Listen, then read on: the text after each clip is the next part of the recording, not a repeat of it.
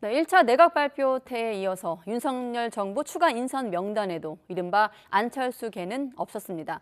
인사 갈등이 장기화할 거란 예상 속에서 야권 후보 단일화 때 약속했던 공동정부 구상에도 차질이 불가피해 보입니다. 조은지 기자입니다. 내각 추가 인선에서 윤석열 당선인이 가장 먼저 발표한 건 김인철 사회부 총리 겸 교육부 장관 후보자입니다. 공정한 교육의 기회와 교육의 다양성을 설계해 나갈 적임자라고 판단했습니다. 안철수 인수위원장이 추천했다는 최진석 서강대 명예교수 대신 하마평도 없었던 깜짝 인사입니다. 국민의당 이태규 의원의 인수위원직 돌발 사퇴에 이어 인사에 조언 과정이 없었다는 안철수 위원장의 작심 발언까지 이어졌지만 지금까지 지명된 장관 후보자 16명에 끝내 안철수계는 한 명도 포함되지 않은 겁니다. 윤 당선인은 누구 사람인지는 중요치 않다고 거듭 강조했습니다.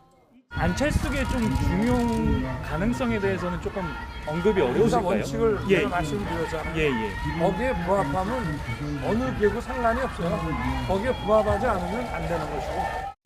안철수 위원장은 묵묵부답 말을 아꼈습니다.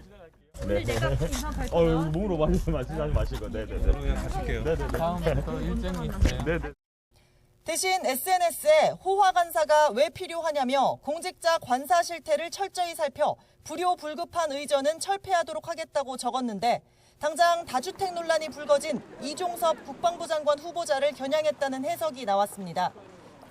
안철수계에선 냉랭한 기류를 감추지 않았는데 최진석 교수는 SNS에 박근혜, 이명박 정부 때 사람들이 그대로 다 돌아왔다면서 더 나은 나라를 만들고 싶으면 새 정부 권력의 이질적인 힘인 송곳 안철수를 소중히 여겨야 한다고 적었습니다. 이처럼 인사를 둘러싼 파열음이 이어지고 있지만 한덕수 총리 후보자는 중장기적으로 통합과 협치가 반영될 거라고 수습했습니다.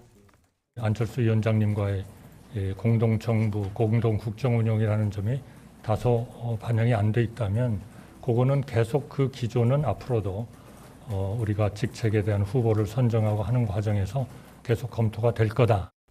그러나 갈등이 길어지면서 인수위 안팎에선 윤석열 정부 출범 이후 이른바 공동국정운영 역시 차질을 빚을 거라는 잿빛 전망이 힘을 얻고 있습니다. YTN 조은지입니다.